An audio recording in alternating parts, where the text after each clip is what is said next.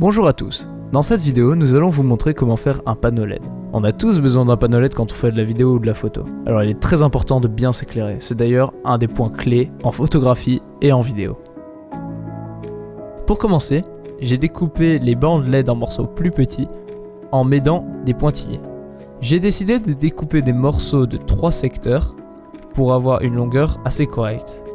J'ai découpé au total 12 morceaux, ce qui m'a laissé la moitié du rouleau pour des autres projets. En utilisant le nombre d'Avogadro, j'ai calculé que la hauteur du panneau devrait être de 9 cm. J'ai ensuite rajouté 2 cm sur tous les côtés pour pouvoir faire du câblage et avoir un peu de marge d'erreur. Une fois les mesures reportées sur le panneau MDF, j'ai découpé la face avant avec une scie.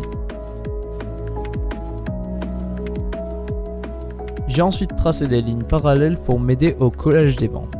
Mais cette étape n'était pas vraiment nécessaire car j'ai recouvert les traits avec de la peinture blanche par la suite.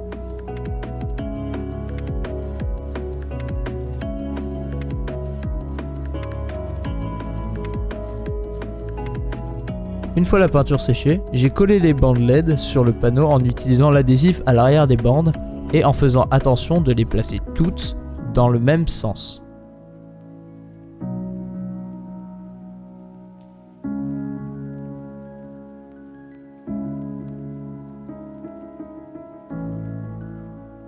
Ensuite, j'ai rajouté une pointe de soude sur chaque borne positive à gauche et sur chaque borne négative donc à droite pour faciliter la soudure par après. Cela fait, c'est une bonne idée de vérifier si toutes les bandes marchent en utilisant une pile de 9 volts. C'est une bonne idée de tracer maintenant les dimensions du panneau arrière à l'aide du panneau avant. Après avoir percé les trous devant chaque pointe de soude, j'ai placé des fils de diamètre 1 mm que j'ai ensuite soudés aux pointes de soude précédentes. À la face arrière maintenant. J'ai assemblé tous les fils par groupe de 3, puis je les ai connectés avec un câble un petit peu trafiqué. Cela ne me donne que 2 câbles au lieu de 24. J'ai commencé en fait la fabrication du panneau en faisant un modèle 3D du boîtier que j'avais en tête. Malheureusement, le fichier 3D est allé se promener, mais je peux vous montrer quelques screenshots que j'ai fait du modèle. Comme vous le voyez, j'ai décidé de cacher les diodes de chargement ainsi que l'interrupteur dans une encoche à l'arrière. Ainsi, on ne les endommagera pas en utilisant le panneau. Désormais, on va procéder à la découpe du panneau arrière. Pour faire les arrondis de l'encoche, on va utiliser une mèche conique.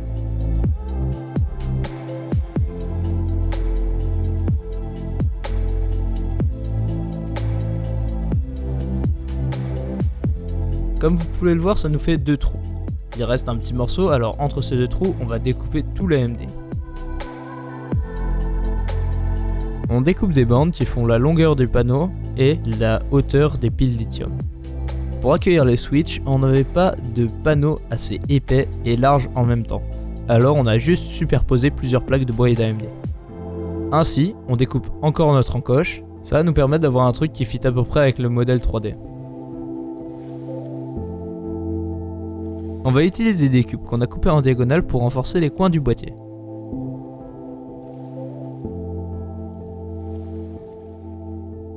Et on va percer les trous qui devront accueillir les switches, les LED et les alimentations.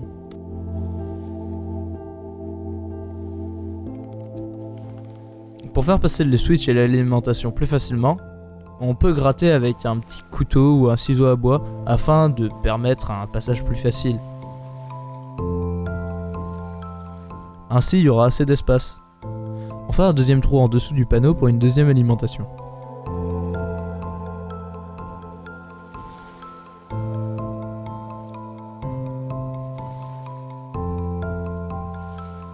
On va fixer sur le centre de gravité du panneau un pas de vis 1/4 de pouce pour le fixer sur un trépied. On fait la même manip pour le module USB.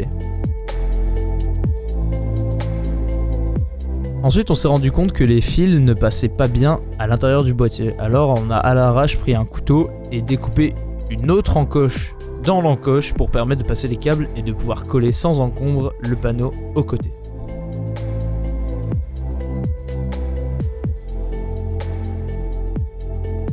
Avec de la colle à bois, on vient coller les triangles de renfort qu'on avait fait préalablement. en faisant très attention de laisser une bordure qui va accueillir les côtés du panneau. Pour les très longs côtés, on va utiliser d'autres renforts, mais vous n'êtes absolument pas obligé de les mettre. C'est juste par question de choix parce qu'on veut qu'ils soient à peu près solides.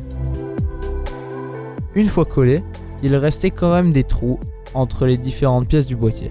Pour arranger ce problème, rien de plus simple. Il suffit juste de faire de la pâte à bois, la vidéo dans la description. Pour ceux qui ne savent pas cliquer sur les liens, on fait un mélange 50-50 de surrécupéré avec de la colle à bois. Ça donne une pâte assez brune. Cette pâte va être ensuite appliquée sur les côtés du panneau afin de remplir les creux. Quand la pâte aura séché pendant quelques minutes, on pourra enlever l'excès en utilisant le bord d'un couteau puis du papier de verre. Et voici le travail terminé. Afin de régler l'intensité du panneau, on va utiliser un circuit pouce converteur.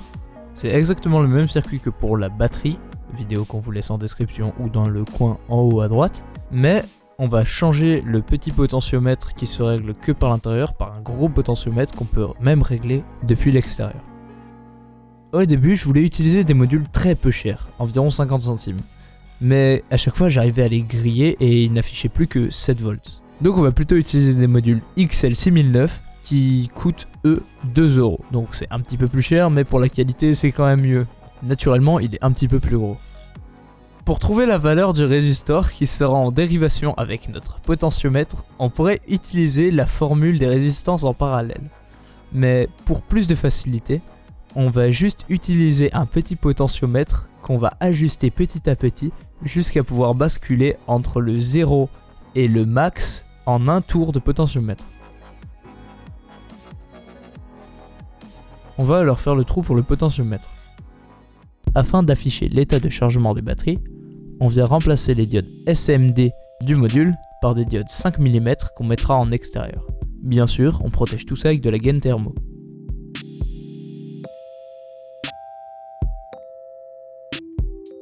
On va utiliser un interrupteur de type SP3T afin de pouvoir switcher entre la position off, la prise murale ou les batteries. On va ensuite peindre tout le boîtier en blanc pour que ce soit plus esthétique. Surtout, n'oubliez pas de protéger votre plan de travail, c'est toujours important, on le dira jamais assez.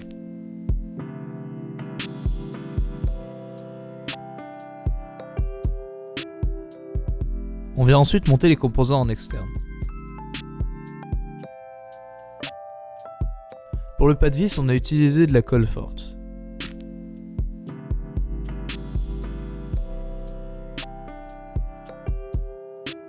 On vient ensuite coller nos batteries.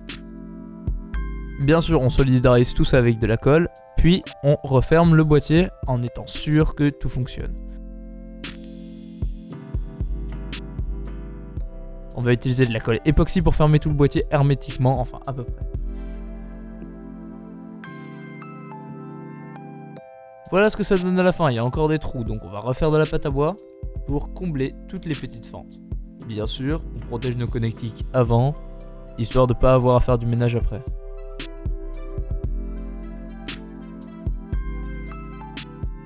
Bien sûr, comme vous le voyez, on a abîmé la peinture. Alors, on va repasser une couche.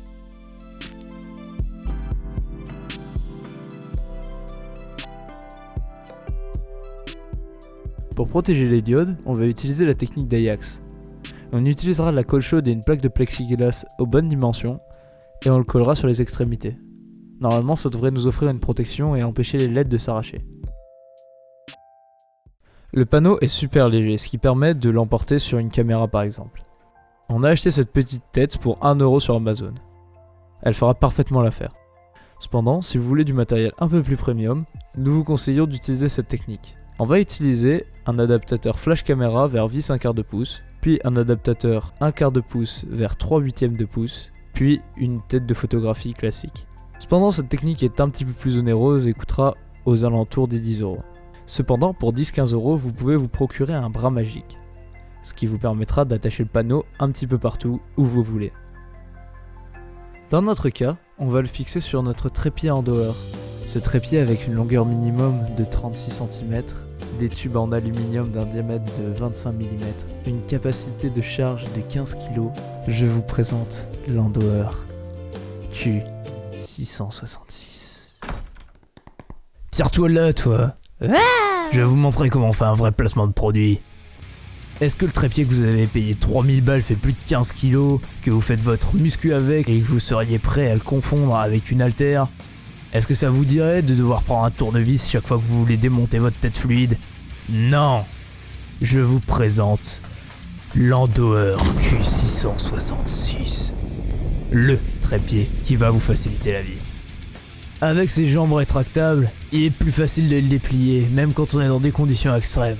Regardez ça, est-ce que c'est pas beau? On peut quasiment en faire une arme. Une fois posé, ça bouge plus. Avec quelques manipulations et sans l'aide d'aucun outil, on peut le transformer en monopode. Est-ce que c'est pas une révolution? Eh ben non, me direz-vous, parce que ça fait un bâton de marche. Votre tête fluide est fluide. C'est beau, non, quand même, pour moins de 50 €. Grâce au petit pad en mousse, présent sur 2 des 3 jambes, on peut le manipuler même par de froids extrêmes. Bon, plus sérieusement, ce trépied est super. On ne le voit quasiment pas à la caméra, un simple petit zoom suffira à faire disparaître les pieds. Et le cadre est suffisant pour dessiner, faire des énigmes ou des jeux de cartes. Aucun problème pour des petits youtubeurs ou des gens qui n'ont pas trop de budget ou pas trop de place. En plus, vous pouvez utiliser une pince pour smartphone. À ce moment-là, votre setup pourra devenir hyper compact pour peu que vous ayez un bon téléphone. Ce panneau LED fournit une énergie lumineuse vraiment satisfaisante. Mais si on le compare avec un panneau LED entrée de gamme du commerce, il n'y a pas de rivalisation possible. Cependant, pour le panneau LED du commerce qui coûte 27 € seul, il faut l'alimenter avec des batteries qui coûtent aussi environ 25 €. Donc ça revient à un panneau à 50 €. C'est quasiment 10 fois plus cher que le panneau qu'on vient de faire. C'est aussi beaucoup moins compact, étant donné qu'il faut tout transporter. Cependant, le panneau DIY est beaucoup plus compact, et pour le recharger, il ne suffit que d'un câble USB. Comme c'est de l'USB, ça se marie très bien avec la batterie qu'on a fabriquée précédemment, et le panneau fonctionne quand il est en charge. Voici quelques plans faits avec le panneau DIY.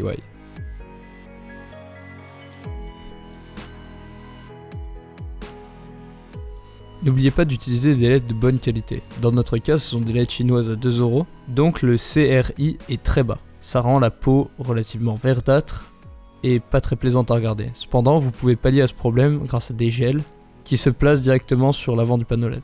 Ainsi, vous pourrez donner une ambiance différente en utilisant des lumières plutôt bleues ou plutôt rouges.